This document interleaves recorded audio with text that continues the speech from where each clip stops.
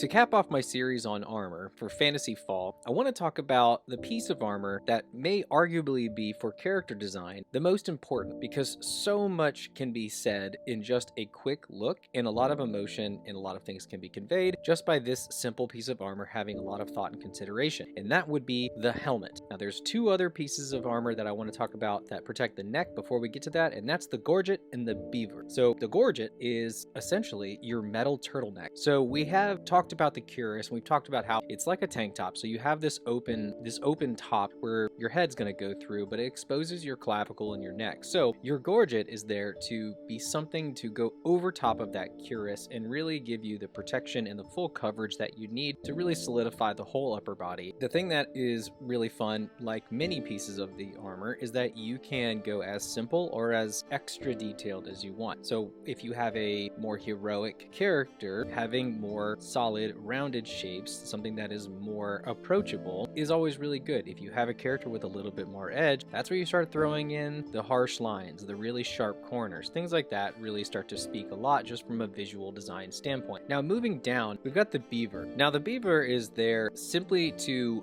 fill the gap between the neck and the head for the helmet. So you have the gorget and the beaver. Sometimes they can meld together, sometimes they are separate, and sometimes the beaver is a part of the helmet itself. Basically, it's just really important to know, if you want to add this extra piece, that this is what it is, this is where it's located, but you can play with its size and its shape and everything to really add a lot of very interesting just characteristics of this armor, making something really unique and ultimately creating a lot more coverage so that the character may still have this menacing presence even without the helmet. You have this sort of obscuring of the face to, create some intrigue there. So now it's time for the main event, the helmets. And now obviously we all know that there are tons and tons of styles of helmets depending on what age, what style, what country, history, they're everywhere. But when it comes to all of this stuff that we've been designing with this fantasy armor, we're going to go with this classic helmet visor combo because it is by far the most classic. And just the thing to note about it is that this visor is more of like a rotating faceplate. So it typically is going to attach up towards the top of the